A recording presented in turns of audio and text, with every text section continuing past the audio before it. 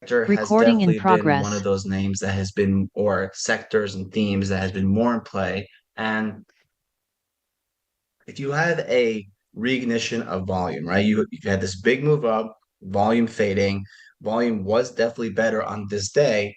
That is going to spur a lot of interest in call buying, implied volatility going up, obviously, as long as the price is supporting that. So there's definitely extra edge in noticing that a stock is breaking a range after consolidating for a while, seeing that price and the RVOL are solid on that day, and then going in and then executing on the option rather than doing the stock. If let's say there was some dinky little scalp on Baba for whatever reason I was taking, and it was something that was still mid-range, and I was just going for like a 1 point move, something like that. I would obviously be doing the stock instead, but there were definitely a lot of checks in favor. Now, by the end of the day, the Arval was, I think, was like 1.213 um, throughout the morning. Ended up closing around maybe a point 0.8, point 0.9. Now, for us, I'm not sure if there's different like measures of it. It's a 21 day rolling measure. So obviously, this kind of crazy volume that it was doing skews the RVOL measure, and more so, I was trying to compare this day to what it was doing in the consolidation. Even so, once the volume had really kind of trickled off, and I know that these are ADRs, which makes it trickier, but the volume really trickled off and didn't see that much or didn't see some like secondary breakout. I was definitely suspicious of if this breakout was real. And then once it basically had the gap down that held some VWAP, I was essentially um, not looking for any new trades. If it had, gap down, then went green and broke PM high, I could have seen some sort of a continuation trade, stuff like that. But overall, I would absolutely call this a failed breakout. And now you are firmly mid-range to a point where what would get me involved in doing a BABA trade would probably be some sort of a new consolidation and high, basically the same setup, but just better volume and more a commitment, which might take time. It might mean that there needs to be a um, catalyst, but overall, that was the trade there. See some questions popping up.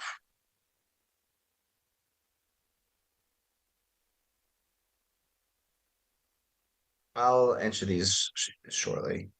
But yeah, actually, since we're discussing Baba, I can answer it now. I don't understand that Baba high volume began the range plus volume. Well, so Baba actually did more volume on the breakout.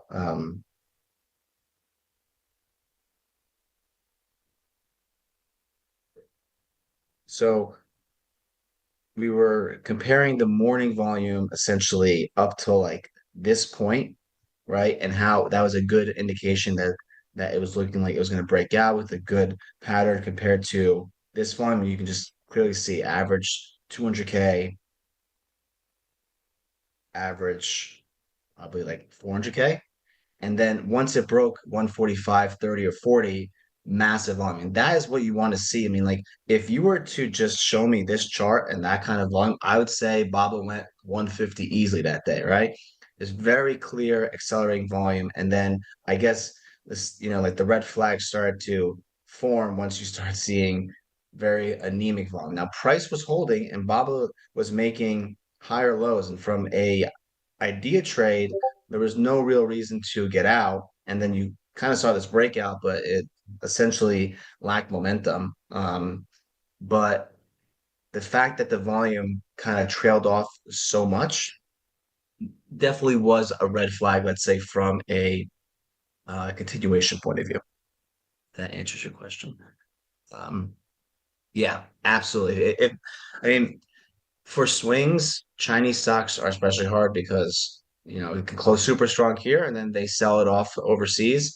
But in general, yes, if Baba, let's say, had something on a fresh 52 week high that had a very strong breakout, let's say, you know, this breaking out, the volume reignites back up to these levels and closes strong, that would be a very strong swing trade as the volume was there, volume breakout, clean, all those catalysts were there. But the volume fading was definitely frankly, a potential signal that this was going to be a false breakout, and that's exactly what it was.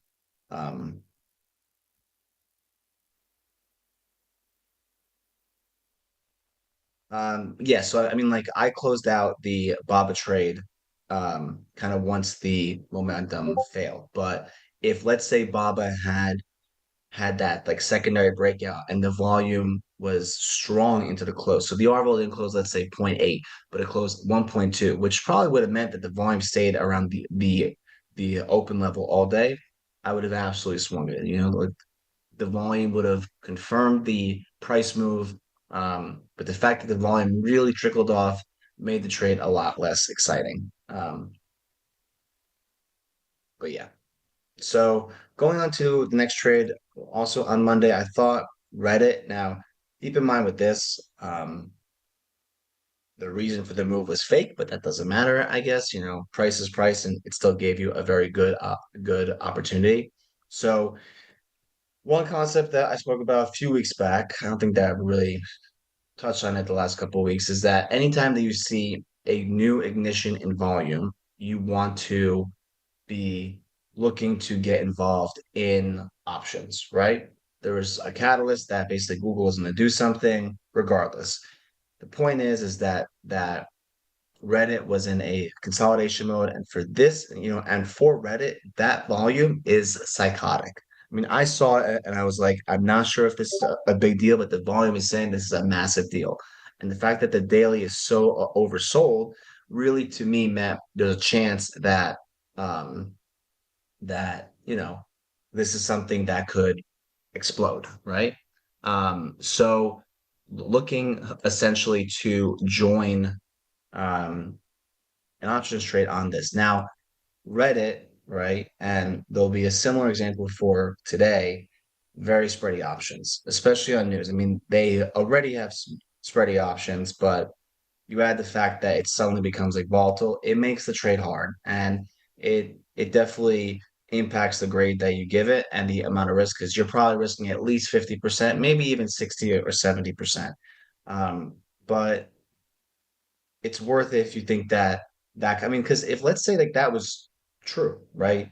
Like that news. I mean, the stock was looking like it was gonna have a secondary breakout here. I could have seen it go parabolic 150 or something and create like literally the breaking news trade of the year because the volume was so nuts and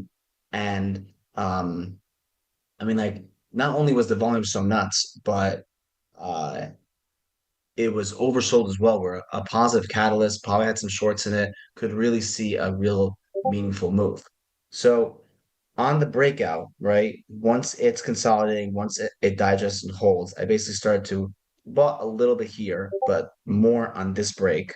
Um, Also, after it consolidates, the spread doesn't get as bad. Like you buy calls on the first minute. If you're wrong about the news, I mean, obviously it's the best risk reward in a news trade.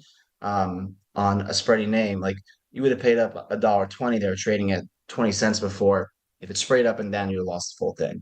But on this little secondary break, buying some around $1.20, and then once it breaks again, buying some more around $1.70 here. I was picturing I was going to like lose around 50% because once it's breaking out through here, I'm probably risking this pullback low.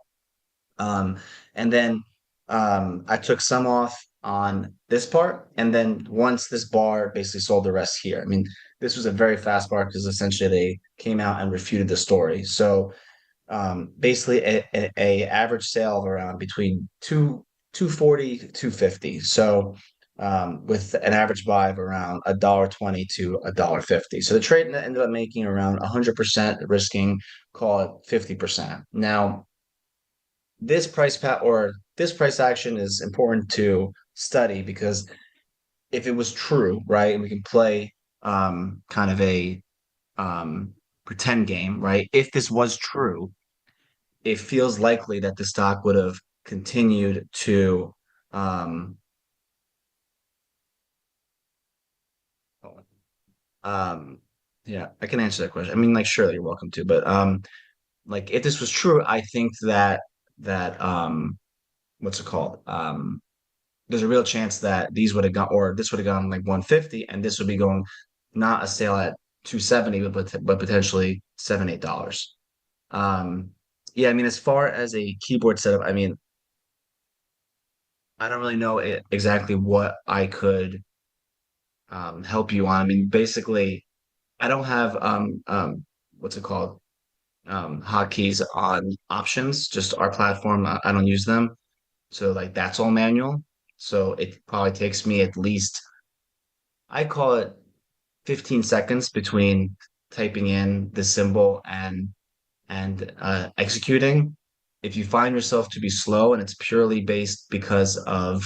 um purely because of uh like tech reasons, then I would say maybe a good thing for you to do would be to do like pretend trades, pretend to, see something, go quickly, type in like maybe your broker offers a paper trading on, on a options account, right? And just try and just get better at actually executing. As far as hotkeys on stocks go, I mean it depends what broker you have. I'm not really familiar with really any brokers in terms of hotkeys, but basic ones are really just to buy the offer, sell the bid, buy the bid, sell the offer. So if you want to bid in, bid out, buy the offer, I think that those are pretty standard. But yes, I'll finish going over those questions shortly. But yeah, so obviously this sort of like volume explosion, I mean, if you just like look back, I mean, you can just see it did 1.5 million shares on the first 5 minute. And if you were to go back, let's call it 20 days, just gonna guess here, you take out closing prints, didn't even get anywhere close, right? I mean, except for closing print, you're talking about absolutely nowhere. So if let's say now you could replicate this trade, right? And you could say, okay, let's just say Tesla, Nvidia, something like that. This is probably one of the most powerful, you know, option patterns that there is, right? You see an insane spike in volume, something that holds and then has a secondary breakout that could be hands down the trade of the month because on this massive new volume, you're essentially becoming a brand new stock. And the beauty of it from the option side is that as long as the price is working in your favor, the market makers have to keep expanding the vol as the price is working because they are doing a complete repricing of the stock potential.